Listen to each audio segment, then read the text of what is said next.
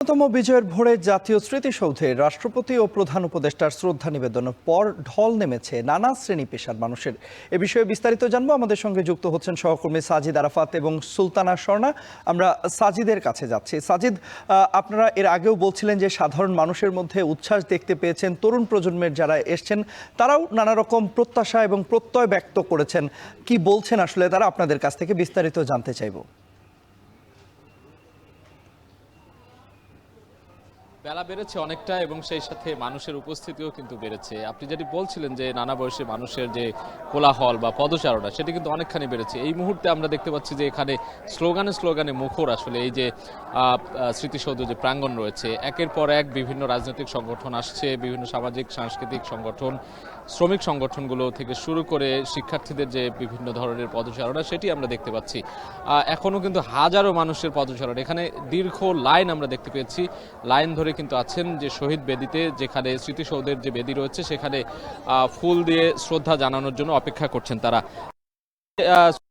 রয়েছেন এবারের বিষয়ে দেখতে পেয়েছি এখানে অনেকক্ষণ ধরেই আমরা পর্যবেক্ষণ করছিলাম, নারীদের উপস্থিতি দেখতে পেয়েছি অনেক।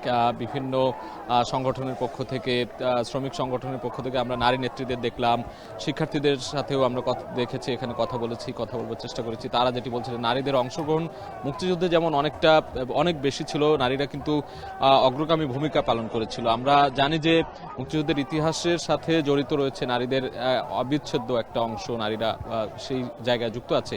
তারামন বিবি থেকে শুরু করে কাকন বিবি কিংবা আরো যে কয়েকজন রয়েছেন, আমরা দেখেছি তাদের অবদান কিন্তু কোনোভাবেই কম করেছেন। চিকিৎসা দেওয়ার ক্ষেত্রে, স্বাস্থ্যসেবা দেওয়ার ক্ষেত্রে কিংবা পেছন থেকে যেটা বলে আর কি, যে নেপথ্যে থেকে, সেই জায়গাটিতে আপনি কি বলবেন যে নারীদের অবদান মুক্তিযুদ্ধে কতটুকু, এবং আজকে এখানে যে নারীদের উপস্থিতি আমরা দেখলাম উল্লেখযোগ্য সংখ্যক, সেটি নিয়ে কি বলবেন? অবশ্যই। এবং মুক্তিযুদ্ধের কথা যখন বলা হয়, গণযুদ্ধের কথা যখন বলা হয়, তখন কিন্তু নারী ব্যতীত আপনি সেই যুদ্ধের ইতিহাসকে কিন্তু আপনি বলতে পারবেন না। যদিও মাত্র 3 জন বীর প্রতীকের কথা কিন্তু বারংবারই চলে আসে। আপনি বলছিলেন তারমন বিবির কথা আমরা জানি, কাকন বিবির কথা আমরা জানি। তারা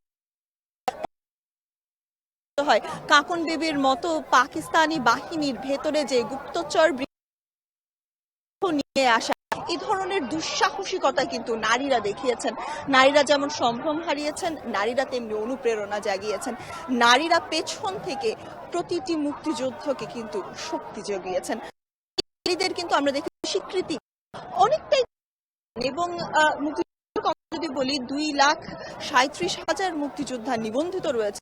এখানে নারী মুক্তিযোদ্ধার কথা অনেকটাই কম। এবং বারবার যখন আমরা মুক্তিযুদ্ধের ইতিহাসে নারীদের কথা বলি, নারীদের অবদানের কথা বলি, পেছনের কথা আসে, আর এবং কিন্তু নারীদের সম্ভ্রম হারানোর কথা আসে। তারা যে সম্মুখ যুদ্ধেও ছিলেন, তারা যে যুদ্ধে গুরুত্বপূর্ণ বিভিন্ন ক্ষেত্রে ভূমিকা রেখেছেন, সেই গল্পগুলো কিন্তু আসলে, সেই ইতিহাসগুলো কিন্তু এখানকার অনেকেই কিন্তু বলছিলেন, আমরা কথা বলার চেষ্টা করেছি তাদের সাথে, তারা যেটি ব্যক্ত করছে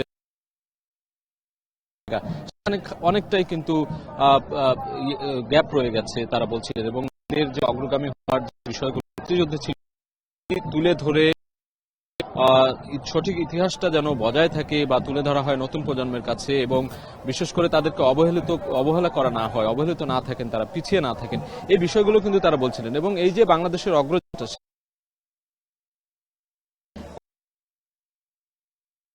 জায়গাটি কেমন হতে পারে আপনার কাছে, কি মনে হয়? নারীরা পিছিয়ে নয়, নারীরা সেকেন্ড। তো আমরা 24-এর গণ অভ্যুত্থানের কথা কিন্তু আবারও আনতে হয়। 24-এর গণ অভ্যুত্থানেও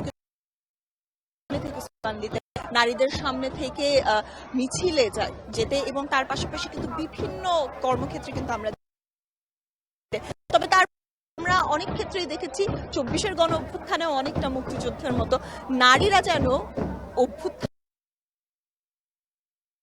তাদের তেমন না, তার পাশাপাশি কিন্তু তাদের যে অবদান সেটিও কিছু ক্ষেত্রে ম্লান। এবং নারীদের মধ্যে বিভিন্ন ধরনের নিরাপত্তা জড়িত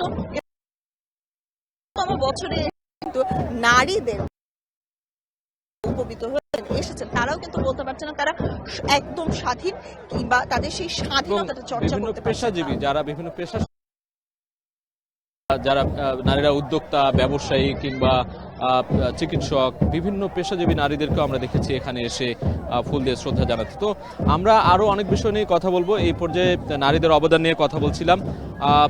আমরা এখানে দেখেছি যে নানা বয়সী মানুষ, সেই নারীদের উপস্থিতি কিন্তু আমরা দেখছি, যারা এই স্মৃতিসৌধে এসে শ্রদ্ধা জানানোর যে কার্যক্রম বা প্রক্রিয়া, সেটির সঙ্গে কিন্তু তারাও সমানভাবে আগামীর সমান যোগ্যতায় সমান তারে এগিয়ে নিয়ে যাবে, এমনটি প্রত্যাশা করছেন এখানকার মানুষ। এই ছিল এই মুহূর্তে সাভার জাতীয় স্মৃতিসৌধ থেকে। চলে যাচ্ছি স্টুডিওতে। সাভারে জাতীয় স্মৃতিসৌধে ঢল নেমেছে সর্বস্তরের মানুষের, তারা শ্রদ্ধা জানাচ্ছেন জাতির শ্রেষ্ঠ সন্তানদের। এ বিষয়ে বিস্তারিত জানছিলাম সহকর্মী সাজিদ আরাফাত এবং সুলতানা স্বর্ণা যুক্ত